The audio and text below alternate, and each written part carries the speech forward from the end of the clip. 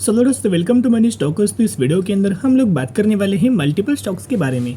तो चलिए सबसे पहले हम लोग बात करेंगे IRCTC के बारे में। तो IRCTC का अगर आप आज के दिन का परफॉर्मेंस देखोगे तो ऑलमोस्ट हमें 1% की गिरावट नजर आया हुआ था। अगर आप वही दोस्तों कल के दिन का परफॉर्मेंस आपने देखा होगा तो ऑलमोस्ट हमें 1% की तेजी कल के दिन हमें IRCTC कंपनी के अंदर नजर आया हुआ था। अभी बेसिकली IRCTC के अंदर हो क्या रहा है, बेसिकली अगर आप देखोगे लगातार कंपनी एक रेंज के अंदर दोस्तों फंसा हुआ है। रेंज क्या है, 600 से लेके 650 रुपये के आसपास लगातार कंपनी इस रेंज के अंदर फंसा हुआ है। जब भी कंपनी 600 रुपये से ऊपर दोस्तों लगातार क्लोजिंग देना स्टार्ट करे, 660 रुपये, 680 रुपये, 700 रुपये, इस तरीके से अगर कंपनी क्लोजिंग देना स्टार्ट करता है तो बहुत ही अच्छी खासी हमें IRCTC इस कंपनी के अंदर रैली आ सकता है। एंड ब्रोकरेज फर्म का मानना ये है कि कंपनी के अंदर उन्होंने टारगेट हमें दिया गया था। ब्रोकरेज फर्म या फिर एक्सपर्ट आप ये बोल सकते हो, उन्होंने एक टारगेट दिया था। सबसे पहले 780 रुपये का टारगेट हमें IRCTC इस कंपनी के अंदर दिया गया था। एंड कई ब्रोकरेज फर्म के टारगेट 1000 रुपीज़ का भी टारगेट हमें दिया गया था। यानी कि बेसिकली अगर आप देखोगे इतना हमें कंपनी फंडामेंटली बहुत ज़्यादा स्ट्रांग है। इसी की वजह से ब्रोकरेज फर्म एक्सपर्ट बहुत ज़्यादा बुलिश IRCTC के अंदर हमें नज़र आ रही है। साथ में दोस्तों इस कंपनी का आपको बिजनेस पता ही होगा कि कंपनी इंटरनेट टिकटिंग से अपना बिजनेस करती है, कैटरिंग सेगमेंट से कंपनी का बिजनेस है, एंड टूरिज्म सेगमेंट से भी कंपनी बहुत ही अच्छे खासा हमें परफॉर्म करते हुए नजर आ रही है। और फिर एक नए सेगमेंट के अंदर कंपनी का और हमें दोस्तों एंट्री होने वाला है। और ये ऐसा सेगमेंट है जो कि आने वाले फ्यूचर में डबल बेनिफिट, 2 गुना बेनिफिट हमें IRCTC को आने वाले फ्यूचर में नजर आ सकता है। तो उस खबर के बारे में भी हम लोग बात करेंगे। सरकार का भी शानदार तरीके से स्टेटमेंट हमें नजर आया हुआ है, क्योंकि एक बहुत बड़ा डिसीजन हमें लिया हुआ है। क्योंकि आपको बताएं IRCTC एक सरकारी कंपनी है, ऐसा आप बोल सकते हो कि गवर्नमेंट ओन कंपनी है। POC स्टॉक से डेफरी कैटेगरी से कंपनी बिलोंग करता है, मोनोपोली कैटेगरी से बिलोंग करता है। अभी देखोगे मोनोपोली कैटेगरी क्या होता है, बहुत सारे लोगों को ये कन्फ्यूजन है। तो दोस्तों एक एग्जाम्पल हम लोग बात करेंगे। एक एरिया है, उस एरिया के अंदर अगर आप देखोगे तो ऑलमोस्ट एक ही हमें चाय वाला नज़र आया हुआ है, या फिर आप पकड़ सकते हो एक एरिया है, इस एरिया के अंदर एक ही हमें चाय वाला है, टी वाला नज़र आ रहा है। और बहुत सारे लोग यहाँ इसी एरिया के अंदर आते हैं और चाय दोस्तों ले लेते हैं या फिर चाय का आनंद उठाते हैं।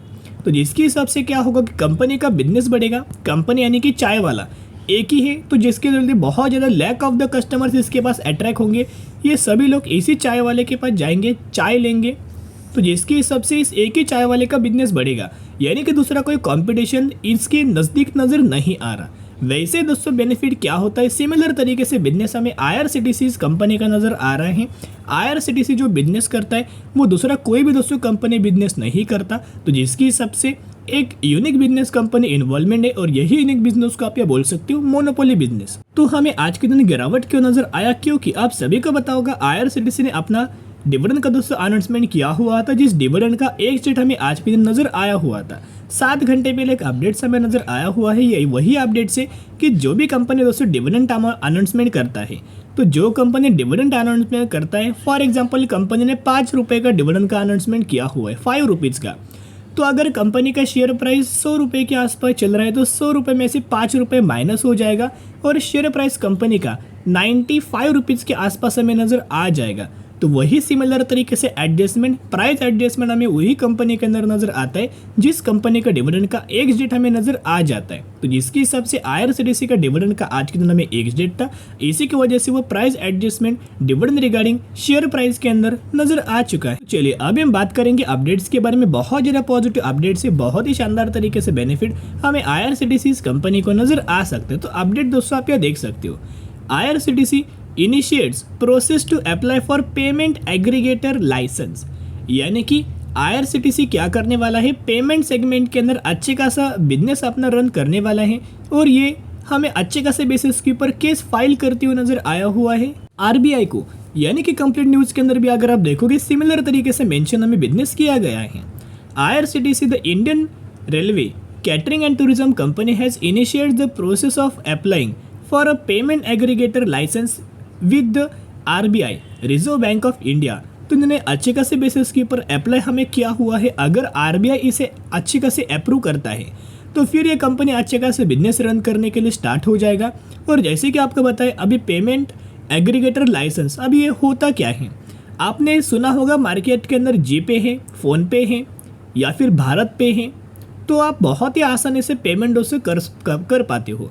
अभी IRCTC बिजनेस की तरफ से किस तरीके से हमें इसे रिएक्ट कर सकते हैं, जो कंपनी का इंटरनेट टिकटिंग से अभी बहुत ज़्यादा लोग क्या करते हैं, जीपे यूज़ करते हैं, भारत पे यूज़ करते हैं, फ़ोन पे यूज़ करते हैं। तो आने वाले फ्यूचर में इनका जो ऐप नज़र आने वाला है, यानी कि जो पेमेंट का जो मेथड नज़र आने वाला है जिसका नाम है iPay, तो आने वाले फ्यूचर में अगर RBI के द्वारा ये अप्रूव होता है तो IPI के थ्रू आप क्या कर सकते हैं, टिकट बुक कर सकते हैं एंड कैटरिंग सेगमेंट्स के अंदर भी इनका ऑनलाइन पेमेंट आप इनिशिएट कर सकते हैं। और इसी के ऊपर अप्रूवल मिलना बहुत ज़्यादा इंपॉर्टेंट है RBI से। तो और अगर आप कंप्लीट न्यूज़ देखोगे तो according to the company chairman and managing director, जो कि चेयरमैन एंड मैनेजिंग डायरेक्टर द्वारा सीमा Kumar, it is putting in-house payment gateway business iPay under a separate subsidiary as a part of process requirement to obtain the license। यानी कि जो currently ये line दोस्तों बहुत ज़्यादा इंपॉर्टेंट है। ये लाइन के ऊपर अगर आप नज़र रखोगे, iPay under separate subsidiary as part of the process, यानी कि बेसिकली IRCTC का बिजनेस तो होने वाला है,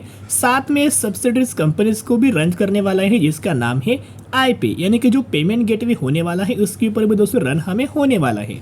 नेक्स्ट अगर आप ये और अपडेट्स देखोगे, the aggregate licence allow company to provide payment services for merchants, यानी कि ऑनलाइन बिजनेस हुआ, ई-कॉमर्स बिजनेस हुआ, by accepting payment instrument from customers for the completion of their payment obligations. This is enables without the need of merchants to create a separate payment integration system of their own. It is the process that receive payment from the customers, pull them and transfer them on a merchant after certain period of time. तो यहाँ अगर आप देखोगे simple इनका meaning क्या है कि company का इंटरनेट टिकटिंग का बिजनेस के लिए ये पेमेंट हो सकता है और कैटरिंग के सर्विसेज के लिए भी हमें पेमेंट ये कर सकते।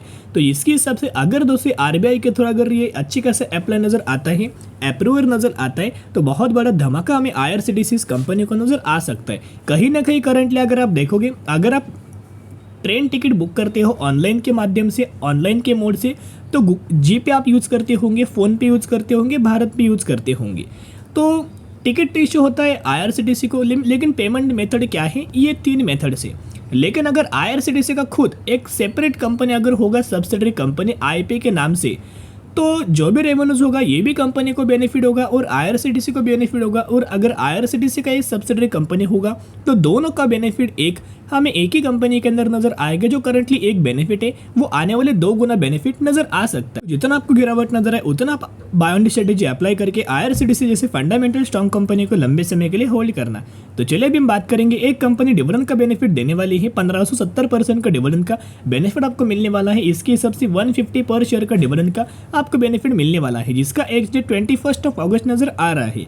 तो जो भी लोग इस कंपनी के अंदर 20 अगस्त से पहले निवेश करेंगे तो ही आप एलिजिबल होंगे और तो ही आपको डिविडेंड का बेनिफिट मिल जाए। तो दोस्तों हम लोग कौन सी कंपनी के बारे में बात करें, जिस कंपनी ने 1800% का रिटर्न 1995 से स्टॉक मार्केट के अंदर आया है एंड मार्केट कैप कंपनी का 550 करोड़ का बहुत ही छोटा कंपनी है। तो हम लोग बात करें स्टोविक इंडस्ट्री लिमिटेड के बारे में, तो यही वो कंपनी है जिसके अंदर आपको डिविडेंड का दोस्तों बेनिफिट मिलने वाला है। तो जरूर इस कंपनी के बारे में स्टडी करना, एनालिसिस करना और निवेश करने से पहले जरूर इस कंपनी के बारे में आप हर एक स्टडी के बारे में सोच सकते। तो चलिए अभी हम बात करेंगे नेक्स्ट कंपनी के बारे में, जिसका नाम है GNAXL लिमिटेड के बारे में। तो GNAXL लिमिटेड की अगर बात की जाए, 976 रुपीज़ के आसपास ये कंपनी ट्रेड कर रही, मैक्सिमम के अंदर 327% का रिटर्न शेयर होल्डर्स को प्रोवाइड किया हुआ है। ये वही कंपनी है जिस कंपनी ने अनाउंस किया है 1:1 रेशियो के अंदर बोनस। तो जिसके हिसाब से अगर आपके पास इस कंपनी के 100 शेयर होंगे तो 100 के बदले 100 आपको बोनस शेयर दिया जाएगा और यही एजुकेशन के बाद आपके पास हो जाएंगे 200 शेयर। तो इसी रेशियो के अंदर, इसी कंपनी के अंदर बोनस का बेनिफिट मिलने वाला है। जो 1:1 है वो 2:2 रेशियो भी दोस्तों हम इसे बोल सकते हैं।